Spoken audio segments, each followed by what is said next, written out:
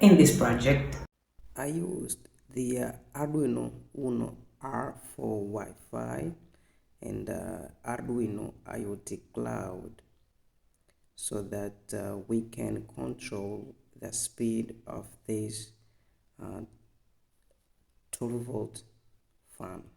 Okay, that's a DC motor, and I also used the transistor TIP 120 and a a resistor, okay, a 3.3 ohm resistor, and also a diode.